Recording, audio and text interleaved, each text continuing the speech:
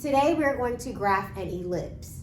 This is the definition of an ellipse. It's a set of points such that the sum of the distances, so you add distance 1 and distance 2, from two fixed points. The points are called the focus, plural, the foci. It remains constant. When you add the distances together, it's always going to be constant no matter where you are on the ellipse. So here's a visual. This is an ellipse. These are your two fixed points, the first focus and the second focus. And no matter where you are, those distances on the string is remaining constant when you add them together. Okay, so that is an ellipse. Let's talk about the different parts of the ellipse. So if this is my ellipse, you have the center. The major axis is the longer axis of symmetry. So notice this is the major axis. It's the longer axis of symmetry. And you can fold it so that it's the same. This shorter distance right here, this is the minor axis. And the points right here that are on the major axis, these are called your vertices. And the points that are on the minor axis, those are your co-vertices. And of course, where the major axis and the minor axis intersect, that is your center. Okay, so those are your different definitions. Okay, so you can have both a horizontal ellipse and a vertical ellipse. Okay, so your vertices are plus or minus a units away from the center. The co-vertices are plus or minus b units away from the center. The length of the major axis is 2a and the length of the minor axis is 2b. And these numbers will make sense in just a moment. The foci are plus or minus c units away from the center, and this is the formula on how to find c. It's going to be a squared minus b squared and the square root of that. And this is not the Pythagorean theorem. If it was Pythagorean theorem, this would be a plus sign and not a minus sign. Okay? All right, so this is going to make sense once I give you the formula. So let me give you the formula. When you have a horizontal ellipse that's centered at the origin, it's going to be x squared over a squared plus y squared over b squared. And a is always the larger number.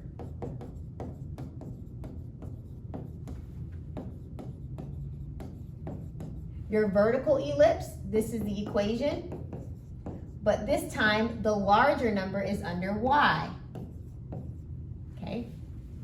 Now, this is the standard form when your center has been shifted. So for example, well, I'll just write the general formula. And then I'll give you an example. Okay, so this is a horizontal ellipse. The bigger number is underneath the x.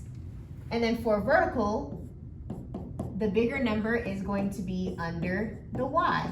And remember, a is the bigger number. So this denominator is bigger. A is the larger number. When it's a vertical ellipse, the a value is underneath the y. Okay, so let me give you an example really quick. Remember, this was our standard form. And remember, a is the larger number. So a, we're going to use this one because the y value had the biggest number. So this is your a value and this is your b value. Okay? So your center, it did not move left or right. The center is at 0, 0. If you want an example where it's not at the center, this one is at 3. This one is at 1. It's always opposite from what you see in the parentheses. Okay? Now, let's find the vertices. Remember from our notes, the vertices are plus or minus a units away from the center. Okay? So to find the vertices, you have to look at the bigger denominator. Okay? So this is already squared. So if you want to find the vertices, you always take the square root of that. So you take the square root of 36, which is plus or minus 6. So your vertices, since it's under the y, you're going to go up 6 and down 6 from the center. So your center is at 0, 0. And your vertices are going to be up 6 and down 6. So your vertices are at 0, 6 and 0, negative 6. Always look at the largest denominator and take the square root of it.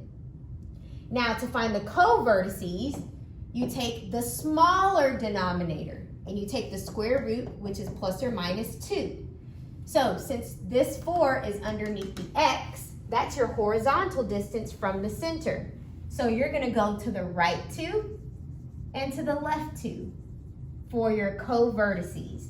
So you have a co-vertice at negative 2, 0 and at 2, 0. Those are your co-vertices. And remember, your co-vertices, that's on the minor axis, and your vertices are on the major axis. So this is longer, so that's the major axis. This distance is shorter, so that's called the minor axis. So now you can go ahead and graph your ellipse. This is a vertical ellipse. Notice it's longer vertically than it is horizontally. So this is a vertical ellipse. I know it's a vertical ellipse by looking at it and because the y has the biggest denominator. So this is a vertical ellipse. Now let's find the foci. To find the foci, this is the formula. C is equal to the square root of a squared minus b squared. So your a squared is 36. It's already squared. Your b squared is 4. So you get c is equal to the square root of 32. And you can always simplify this. 32 can be written as 8 times 4, and 8 can be written as 2 times 4. So here's a pair of 4s, and then you have square root of 2. So that's what your c value is, plus or minus 4 square roots of 2. And if you put that in the calculator, so 4 square root of 2 is approximately 5.66. So that means from the center, you're going to go up 5.66. So right here, that's one of your focus. That's a focus there. And then from the center, you're going to go down 5.66, which is about right there. And that's your other focus. So that means your focus, you have one at 5.66, and your other focus is at negative 5.66. Let's try another example. Okay, so let me remind you of the equation. It's x minus h squared over a squared plus y minus k squared over b squared, okay? Now notice, this minus sign is already in the equation. So just look at this number. So your number is 3. That's why it went 3, and this number here is 1. What I like to do, I don't even think about this. I just do the opposite. So I see a minus 3, put a plus 3. I see a minus 1, put a plus 1. So your center is at 3, 1. I'll go ahead and sketch that. That is your center. A quick way to know what the center is, just do the opposite from what you see. But this is the reason why. You're just taking this number. The minus is not a part of it, okay? That's just the standard form. To find your vertices, you take the largest denominator and then you square root it. So you get plus or minus 5. So the 25 is underneath the x. So this is your horizontal distance. So from the center, which is right here, it's not at the origin this time, it's right here. You're gonna go to the right 5 and to the left 5 to plot your vertices. So go this way 5, 1, 2, 3, 4, 5. And this way 5. So those are your vertices. You take the largest denominator and square root it. So your first vertices, that's at negative 2, 1. And your other one is at 8, 1. So those are your vertices. To find the co-vertices, since this is on the minor axis, you look at the smaller denominator. So the square root of 4 is plus or minus 2. This is underneath the y, so that tells you your vertical distance. So from the center, you're going to go up 2 and down 2. So you have your co-vertices at 3, 3, and your one down here is at 3, -1. Okay, so I can now graph my ellipse. This is what it looks like. Okay, so now let's graph your foci. Your foci is always on the longest axis of symmetry. So this time it will be along this major axis, okay?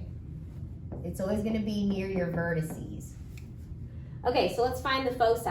To find the foci, you use this equation. C is equal to the square root of a squared minus b squared. So your a squared is the bigger denominator, and your b squared is the larger denominator. So this is equal to the square root of 21, which is approximately about 4.58. So you want plus or minus 4.58. So from the center, you're going to go to the right 4.58. So 4.58 plus this x value right here is 3. So you get 7.58. That's about right here. So that's one of your foci. So that's at 7.580.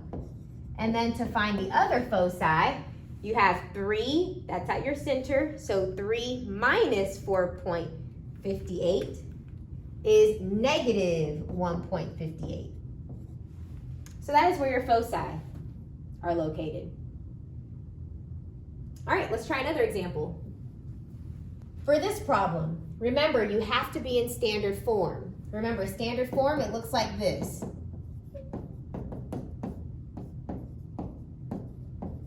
Okay? So you want this to be a 1, and you don't want any numbers right here. You don't want numbers here, okay? So what we're going to have to do is divide everything by 144. Now just simplify it. So we can divide this numerator by 9 and the denominator by 9. 9 divided by 9 is just 1. So you're left with x squared over 144 divided by 9 is 16. Next, for this one, divide the numerator and the denominator by 16. So that is just y squared over 144 divided by 16 is 9. 144 divided by itself is just 1. Okay, so now we can graph it. Your center is just at 0, 0. Your vertices, you pick the biggest denominator and square root it. So you get plus or minus 4. So from the center, your center is at the origin. Since the largest denominator is under the x, this tells you to go right 4 and left 4 from the center. So you're here and here. So your vertices are at 4, 0 and -4, 0. To find your co-vertices, you pick the smallest denominator. So the square root of 9 is plus or minus 3. This 9 is under the y. That'll be your vertical distance. So you're going to go up 3 and down 3 from your center. So up 3 and down 3. So your co-vertices are at 0, 3 and 0, -3. So this is your ellipse. To find the foci, this is your equation. C equals the square root of a squared minus b squared. So C is equal to, so your largest denominator is 16, and your smallest denominator is 9. So 16 minus 9 is 7. So let's type in the square root of 7, and that is approximately 2.65. So that means from your center, you're always going to go on the longest axis of symmetry. So this distance is longer than this distance. So you're always going to put it on the major axis, the longest distance. So from the center, you're going to go right 2.65 and left 2.65. So your foci are at -2.65 and 2.65. Let's try another example. For this one, we're going to have to complete the square first. So, completing the square. you put the x's together.